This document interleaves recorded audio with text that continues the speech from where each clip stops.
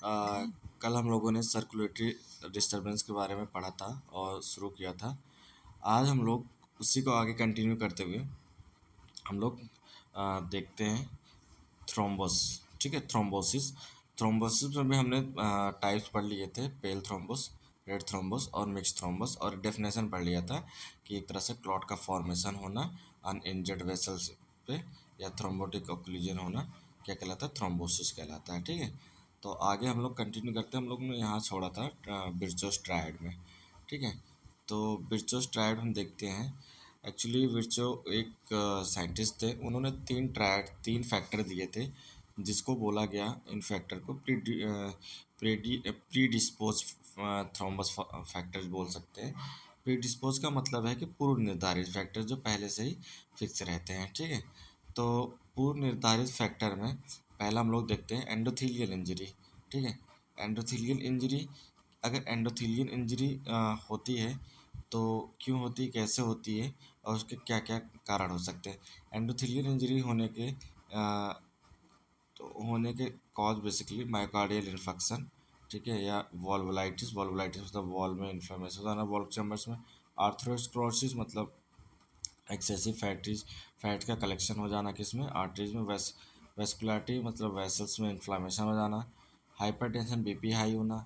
Smoking, radiation, chemical irritation, arteries में prolonged recumbency and inflammation बेंस। इन सब वजह से क्या होता है, एंडोथेलियल इंजरी होती है। ठीक है, अब हम लोग देते हैं, ये तो ब्रिचोस ट्रायड में तीन है, एंडोथेलियल इंजरी, हाइपरकोगुलेबिलिटी और एबनॉर्मल ब्लड फ्लो। अब दूसरा हम लोग देखते हैं हाइपरकोगुलेबिलिटी। हाइपरकोगुलेबिलिटी में क्या होता है, प्राइमरी कॉज जो होता है जेनेटिक।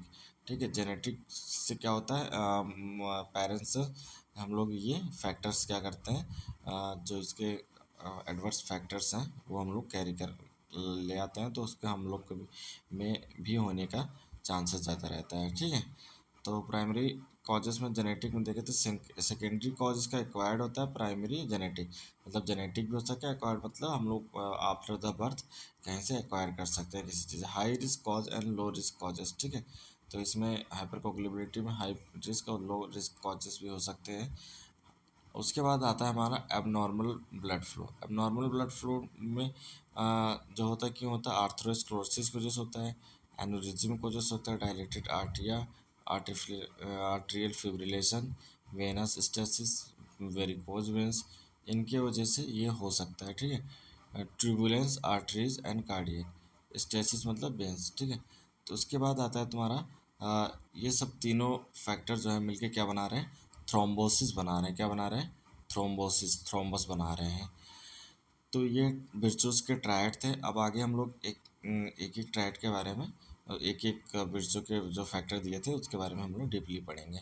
तो एंडोथेलियल इंजरी आगे हम लोग देखते हैं। एंडोथेलियल इंजरी, तो एंडोथेलियल इंजरी होती है तो क्या होता है, पहली बात एक्सपोजर ऑफ सब endothelial collagen and other platelets activators. तो पैथोजेनेसिस एक तरह से थ्रोम्बोसिस का, तो उसमें पैथोजेनेसिस हम लोग एंडोथेलियल इंजरी पढ़ रहे हैं। जब एंडोथेलियल इंजरी होती है तो क्या होता था, एक्सपोजर हो जाता है सब एंडोथेलियल कोलेजन का और प्लेटलेट जो एक्टिवेटर का क्या हो जाता है, एक तरह से एक्सपोजर होता है। ठीक है, उसके बाद रिलीज ऑफ टिश्यू फैक्टर्स, कुछ टिश्यू फैक्टर्स रिलीज होंगे।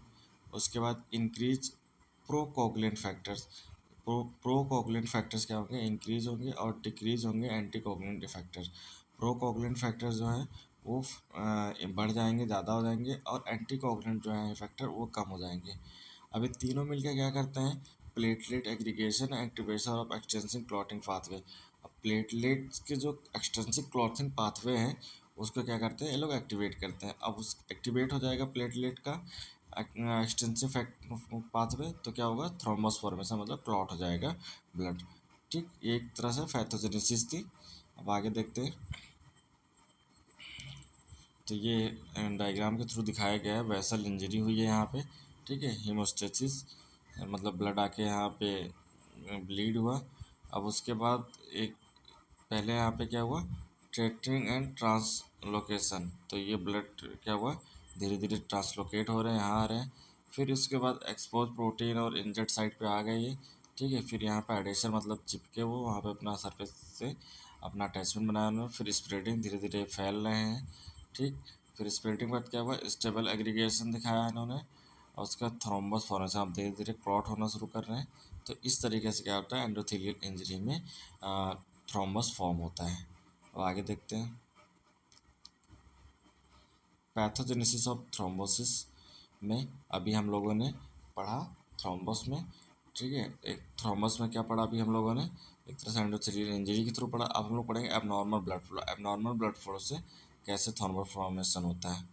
तो normal blood flow is normal blood flow is laminar such that the platelet flow centrally in the lumen, separated from the endothelium by slower moving clear zone of plasma। तो normal blood flow जो है एक lamina के through क्या होता है, ये separate होता है किसमें, प्लेटलेट में, centrally in the lumen. Lumen में क्या होता है, एक लमाइना के थ्रू ये क्या होता है, सेपरेट होता है।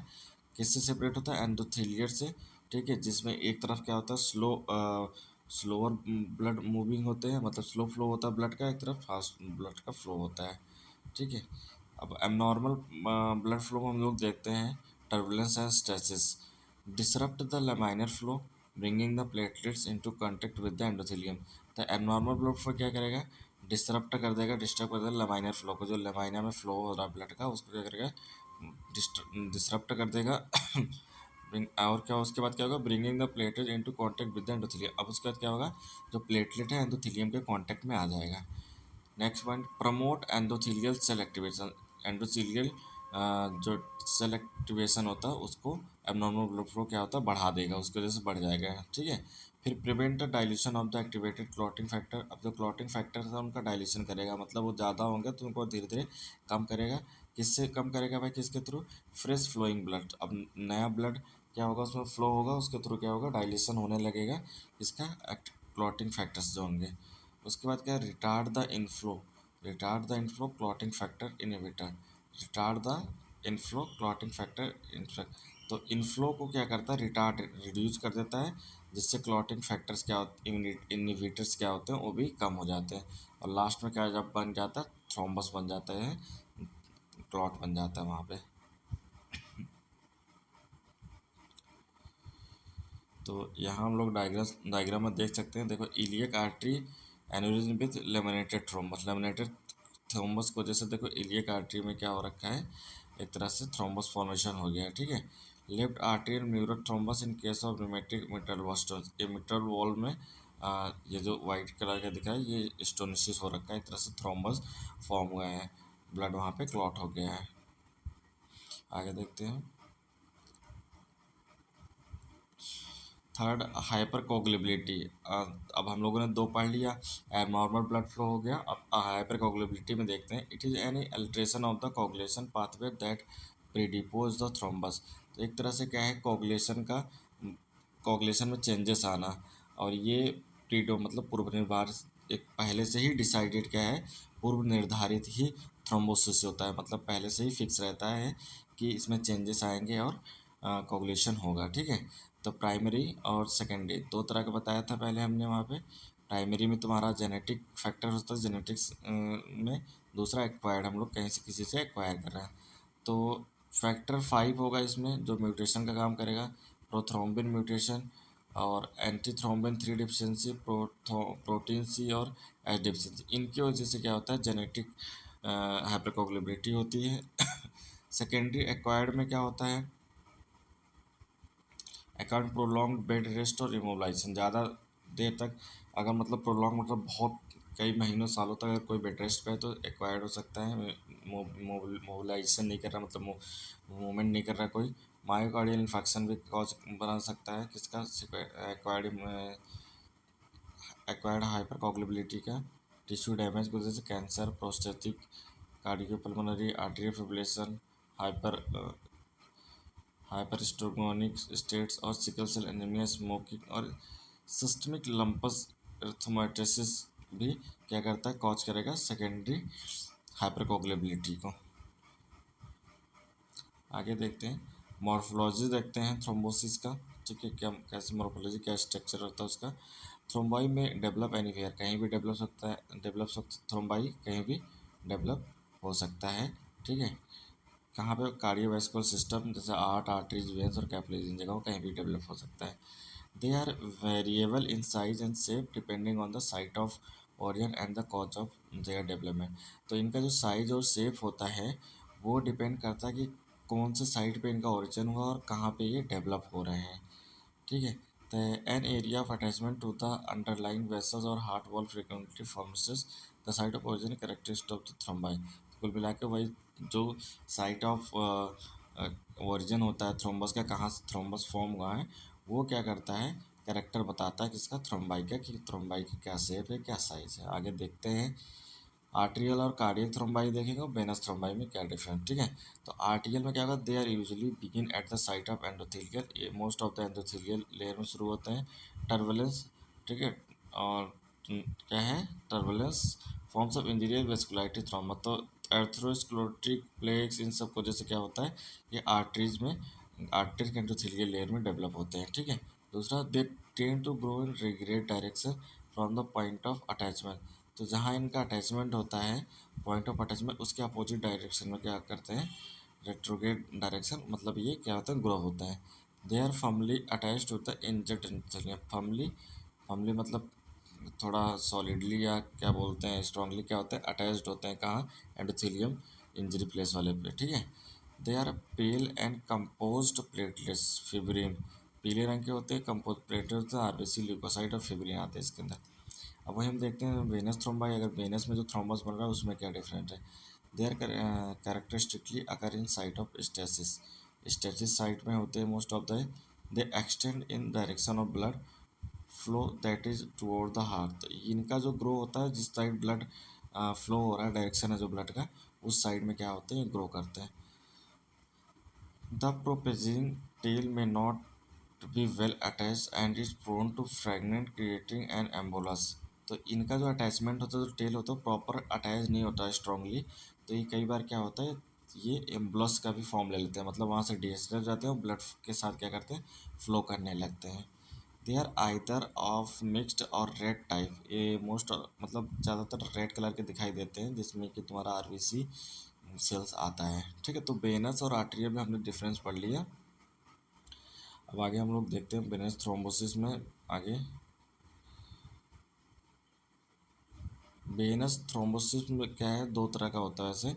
ठीक है। पहला होता है फ्लेबो थ्रोम्बोसिस और दूसरा होता है थ्रोम्बोफ्लेबाइटिस। ठीक है। पहला होता है फ्लेबो थ्रोम्बोसिस, दूसरा होता है थ्रोम्बोफ्लेबाइटिस। तो फ्लेबो थ्रोम्बोसिस में देखेंगे हम लोग, फर्स्ट पॉइंट जो है वो है, it commonly occurs in veins of lower limbs. ये ज़्यादातर किस में होता है, लोअर लिम्स के वेन्स में होता है। फ्लोइंग ऑपरेशन, लोअर लिम्स के वेन्स में होता है flowing operation, congestive heart failure और डिलीवरी और सीवियर इंजरी। तो ये मोस्ट ऑफ द जो फ्लेबोथ्रोम्बोसिस होता है कंजेस्टिव हार्ट फेलर की वजह से और सीवियर इंजरी की वजह से होता है। ठीक है। Slowing of circulation and result of lack of muscular activity. अब इसका जब सर्कुलेशन इसमें क्या होता है, कम हो जाता है, जिसकी वजह से क्या होता है, मस्कुलर एक्टिविटी कम हो जाती है, जिसको हम लोग स्टेसिस बोलते हैं। ठीक है। उसके बाद damage to the intima by the pressure. Intima vessels की एक लेयर होती है, इनर मोस्ट लेयर, उसको क्या करता है, डैमेज कर देते हैं। ठीक है।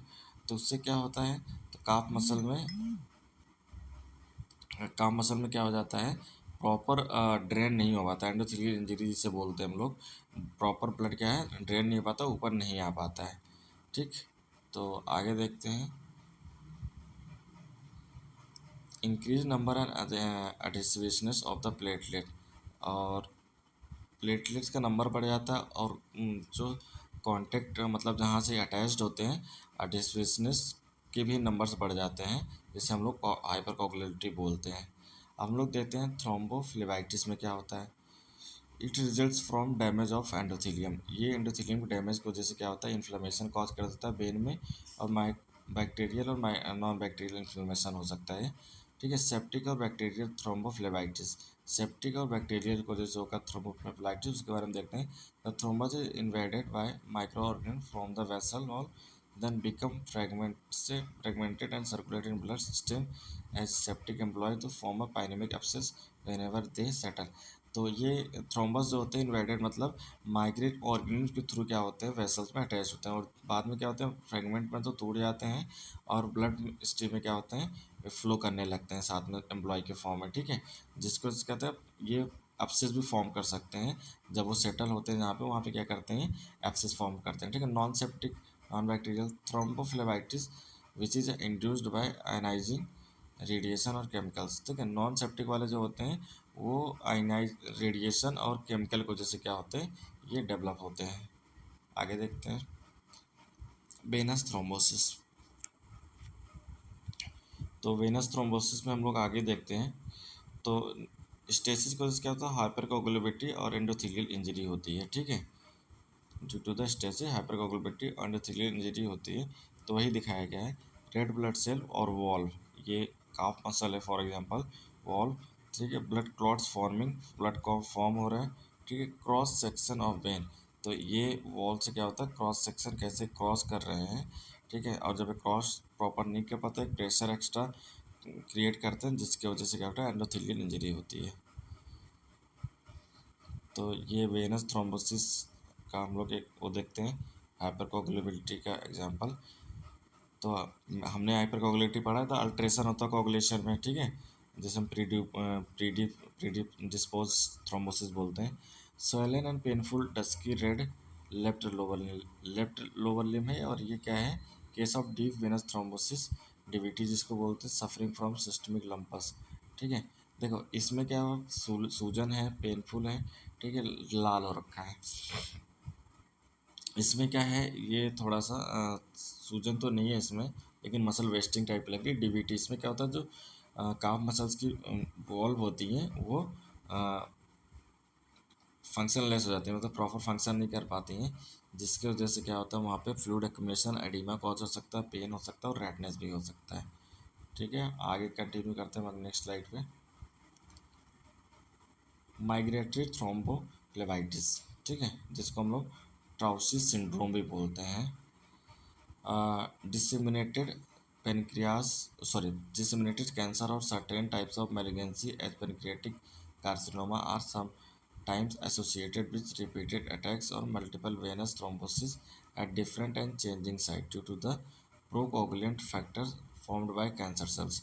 देखो क्या होता है डिसेमिनेटेड कैंसर्स होते हैं कुछ, ठीक है, और कई तरह के क्या होते हैं मैलिग्नेंसी पेनक्रेटिक कार्सिनोमा होते हैं जो करते हैं कई बार एसोसिएट होते हैं किससे रिपीटेड अटैक और मल्टीपल वेनस थ्रोम्बोसिस कई मतलब रिपीटेटिव बार बार होने वाले अटैक से और कई बहुत सारे वेनस थ्रोम्बोसिस से क्या होते हैं अटैक होते हैं और ये अलग अलग जगह पे क्या करते हैं अपने साइट ही चेंज करते हैं। क्यों चेंज करते हैं क्योंकि प्रोकोगुलेंट फैक्टर की वजह से, ठीक है, और कैंसर सेल की वजह से।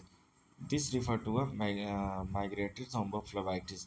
अभी अपना जो है साइट चेंज करते रहते हैं इसलिए इनको माइग्रेटरी थ्रोम्बोफ्लेबाइटिस या ट्रॉजी सिंड्रोम बोला गया है। तो पेनक्रिएटिक कार्सिनोमा सेल्स होते हैं जो कई बार अपने प्लेस चेंज होते करते रहते हैं इसी को हम लोग क्या बोलते हैं माइग्रेटरी थ्रोम्बोफ्लेबाइटिस बोलते हैं। आगे देखते हैं कैपिलरी थ्रोम्बोसिस। कैपिलरी में कैसे फॉर्मेशन होता है थ्रोम्बस का, ठीक है। It is a formed mainly of fuse RBCs. ये कब बनता है भाई जब आरबीसी क्या होती हैं फ्यूज होती हैं, ठीक है। Are seen in some types of vasculitis, कुछ वेसल की इन्फ्लामेशन में ऐसा दिखाई देता है। एंड डिसेमिनेटेड इंट्रावेस्कुलर कोगुलोपैथी, और क्या होता है ये इंट्रावेस्कुलर कोगुलोपैथी को क्या करता है डिसेमिनेट करता है, ठीक है। डिसेमिनेटेड इंट्रावेस्कुलर कोगुलेटिक हम थोड़ा डीप में पढ़ते हैं। अ वैरायटी ऑफ डिसऑर्डर क्या है एक तरह का डिसऑर्डर है, ठीक है, ranging from obstetric complication to advance malignancy. Obstetric complication से लेकर मैलिग्नेंसी तक का जो स्टेज होता है उसको हम लोग क्या बोलते हैं डिसेमिनेटेड इंट्रावेस्कुलर कोगुलोपैथी बोलते हैं, ठीक है। Complicated by DIC disseminated intravascular coagulopathy. DIC का मतलब ये है the sudden onset of widespread fibrin. अचानक क्या होता है फिब्रिन का वाइड स्प्रेड होता है मतलब लार्ज मात्रा में फैल जाती है। Thrombi in the microcirculation. Capillaries में फिब्रिन क्या होता है कई उसमें कई नंबर्स ज़्यादा ज़्यादातर नंबर में क्या होते हैं, फैल जाते हैं, जिससे हम लोग क्या करते हैं, डिसेमिनेटेड इंट्रावेस्कुलर कोगुलोपैथी कहते हैं, ठीक है।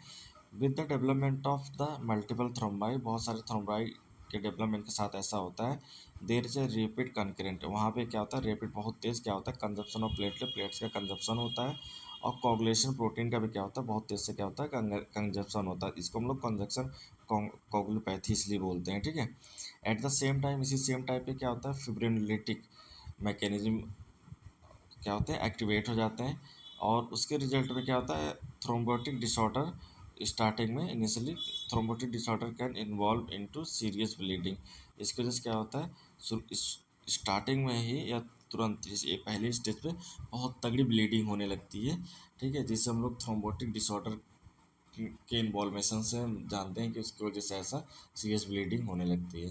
तो कुल मिला के जो डीआईसी है वो क्या है, sudden onset spread of fibrin thrombi in the microcirculation, मतलब एकदम से फिब्रिन थ्रोम्बाई का माइक्रो सर्कुलेशन में फैल जाना ही ज़्यादा नंबर में क्या कहलाता है, डीआईसी, मतलब डिसेमिनेटेड इंटरवेस्कुलर कोगुलोपैथी। आगे देखते हैं हम लोग thrombosis, sites of thrombosis. Sites of thrombosis देखते हैं। इन हार्ट, कहाँ होता है भाई, हार्ट में, वेंट्रिकल्स में, वॉल्व में होता है, ठीक है, आर्टरीज में हो सकता है, वेन्स में हो सकता है, कैपिलरीज में हो सकता है, ठीक है। तो ये डायग्राम में यहाँ दिखाया गया है। म्यूरल थ्रोम्बोस है किसमें, मायोकार्डियल इन्फेक्शन की वजह से जो हुआ है, देखो पत्थर जैसा ये जमा हुआ है, ठीक है। और लेफ्ट साइड में क्या है, एक तरह से आर्ट्रियल म्यूरल थ्रोम्बस है, ठीक है, आर्ट्रियल म्यूरल थ्रोम्बस है रूमेटिक मिट्रल स्टोनिसिस में, ये देखो दिख रहा है ना। ये दोनों डायग्राम देख लिया हम लोगों ने, ठीक है। अब आगे हम देखते हैं sites of thrombocytes erotic wall में, ठीक है। तो एरोटिक वॉल में देखो इस तरह का थ्रोम्बस होता है, देखने में ऐसा दिखेगा, अगर हम लोग माइक्रोस्कोपिक स्ट्रक्चर उसका देखेंगे तो ये देख सकते हो इसमें आराम से इजली, ठीक। साइट्स ऑफ थ्रोम्बोसिस इस डायग्राम में भी देख सकते हैं, मल्टीपल थ्रोम्बोई है, ठीक है, एरोटा में हो रखा है ये। तो ये थ्रोम्बस एक तरह से ऐसे ही ये थ्रोम्बस फॉर्म होते हैं। आगे देखते हैं the microscopic picture of thrombus. तो अभी माइक्रोस्कोपिक पिक्चर है थ्रोम्बस का, ठीक है। तो माइक्रोस्कोपिक पिक्चर में देखते हैं प्लेटलेट फिब्रिन, ये है, ठीक है, ये आरबीसी सेल्स जो रेड कलर की दिख रही हैं, ठीक है, इसमें आरबीसी से थोड़ा पिंक कलर की दिख रही है, रेड का, ये प्लेटलेट फिब्रिन है। Apparent laminations called lines of Zahn are seen formed of pale layers of platelets and fibrin that alternate with darker layers containing more red cells, ठीक है। तो इसमें तुमको एक लेयर दिखेगी, ठीक है, किसकी, platelets and fibrin pale layer जिसे बोलते हैं। तो ये लेयर देख सकते हो, ये जो दिख रही है, ठीक है, या ऐसी लेयर जो दिख रही है, तो इसको क्या बोलते हैं हम लोग, डार्कर लेयर्स बोलते हैं, ठीक है। क्या बोलते हैं, डार्कर लेयर बोलते हैं। आगे कंटिन्यू करते हैं। फेट ऑफ थ्रोम्बस, तो रेट ऑफ थ्रोम्बस देखते हैं। In the patient survive the immediate effects of thrombotic vascular obstruction, thrombi undergo some combination of the following four events. तो पेशेंट में क्या होता है, जिसका थ्रोम्बस का जो होता है तुरंत इफेक्ट दिखाई देता है, ठीक है, जिससे कहते हैं वेसल्स ऑब्स्ट्रक्शन क्रिएट होता है। तो अब वो वेसल ऑब्स्ट्रक्शन जब क्रिएट होता है तो कौन कौन से इवेंट होते हैं वो आगे हम लोग कंटिन्यू करके देखते हैं, ठीक है। तो पहला क्या होता है, प्रोपेगेशन, द थ्रोम्बस में accumulate more platelets and fibrin eventually obstructing other critical vessels. तो प्रोपेगेशन में क्या होता है, जो थ्रोम्बस होता है तो ज़्यादा मात्रा में क्या होता है, धीरे धीरे एक्यूमुलेट होना, कलेक्ट होने लगता है, और क्या करता है, फिब्रिन को भी वहाँ पे इकट्ठा करता है और प्लेटलेट को भी इकट्ठा करता है और ऑब्स्ट्रक्ट कर देता है, मतलब ब्लॉक कर देता है क्रिटिकल वेसल को क्या करता है, ब्लॉक कर देता है। दूसरा आता है डिसोल्यूशन। तो अब दूसरे इवेंट में क्या होता है, थ्रोम्बाई में भी रिमूव बाय द फिब्रिनोलेटिक एक्टिविटी। तो कई बार क्या होता है, फिब्रिनोलेटिक मतलब फिब्रिनोजन जो होता है उसको टूटने की वजह से क्या होता है, थ्रोम्बाई ब्रेक हो जाते हैं, जिसे हम लोग डिसोल्यूशन बोलते हैं, ठीक है। और थर्ड इवेंट में देखें तो क्या होता है, इमोबिलाइजेस, ई इमोबिलाइजेशन, ठीक है, थ्रोम्बाई में डिसलोज एट थ्रोम्बोटिक एम्बोलाई, ठीक है। अब क्या होता है, कई बार ऐसा होता है तीसरे इवेंट में जो थ्रोम्बस होता है वो इमोबिलाइज मतलब किसी एक जगह क्या होता है फिक्स हो जाता है, ठीक है, डिसलोज हो जाता है, जिसे हम लोग क्या बोलते हैं थ्रोम्बोटिक एम्बोलाई बोलते हैं, ठीक। आगे देखें, फेट ऑफ द थ्रोम्बस में आगे चौथा जो इवेंट होता है इसमें ऑर्गेनाइजेशन एंड रिकैनलाइजेशन, ठीक है। तो थ्रोम्बाई में induce inflammation and fibrosis, thrombi क्या कर सकते हैं, इन्फ्लामेशन और फाइब्रोसिस कॉज कर सकते हैं, ठीक है, और में इवेंचुअली रिकैनलाइज, तो री और क्या कर सकते हैं, रिकैनलाइज भी कर सकते हैं। तो में इंड्यूस इन्फ्लामेशन फाइब्रोसिस, रिकैनलाइज का मतलब होता है कि इन्फ्लामेशन और जो फाइब्रोसिस बनाए हैं, ठीक है, तो एक तरह से क्या हो गया, ऑर्गेनाइजेशन हो गया दोनों को बनाना, ठीक है, और इवेंचुअली रिकैनलाइज, रिकैनलाइज का मतलब हुआ एक तरह से वो जो ऑर्गेनाइजेशन बना है, ठीक है, वो दोबारा वो क्या हो सकता है, अलग अलग उसमें फ्रेगमेंट में टूट भी कर सकता है, जिसे हम लोग रिकैनलाइज बोलते हैं, ठीक। आगे कंटिन्यू करते हैं। ये फेट ऑफ थ्रोम्बस जो था ये लास्ट स्लाइड थी, ठीक है। तो हम लोगों ने इस पूरे लेक्चर में पढ़ा हम लोगों ने सर्कुलेटरी डिस्टर्बेंस को, जैसे हम लोगों ने इसमें थ्रोम्बाई पढ़ा है, ठीक है, थ्रोम्बस, और हाइपरेमिया पढ़ा है, और अभी हम लोग को हाइपरेमिया के बाद हेमरेज पढ़ना है, एडिमा पढ़ना है, जो कि सर्कुलेटरी डिस्टर्बेंस में ही आएगा। वो अभी आगे के लेक्चर में मैं उसको कंटिन्यू करूँगा, ठीक है। तो अभी इसमें जो हाइपरेमिया और तुम्हारा थ्रोम्बाई, ठीक है, थ्रोम्बस की वजह से जो सर्कुलेटरी डिस्टर्बेंस हुआ है वो मैंने इस स्लाइड में एक्सप्लेन किया है। तो ये दो मैंने सर्कुलेटरी डिस्टर्बेंस जो है थोड़ा सा बड़ा टॉपिक है यूनिट सेकंड का, तो इसको मैंने अलग अलग स्लाइड में ब्रेक डाउन किया है। तो पहले स्लाइड में यही दोनों टॉपिक मैंने थ्रोम्बाई और क्या बोलते हैं हाइपरेमिया इंक्लूड किया। आगे वाले अभी एडिमा और हेमरेज और जो अदर इसके मतलब सर्कुलेटरी डिस्टर्बेंस की वजह से जो भी चीज़ें कॉज होती हैं, ठीक है, जो भी डिजीज़ या डिसऑर्डर या क्या बोलते हैं डिफॉर्मिटी कॉज होती है बॉडी टिश्यू सेल्स में, तो उसको हम लोग अलग स्लाइड में अभी आगे पढ़ेंगे, ठीक है। तो इसमें अब जितना मैंने पढ़ाया है उसको आई होप सबको समझ में आया होगा। बाकी का अब नेक्स्ट स्लाइड जो होगा कल के लेक्चर्स में वो मैं स्टार्ट करूँगा।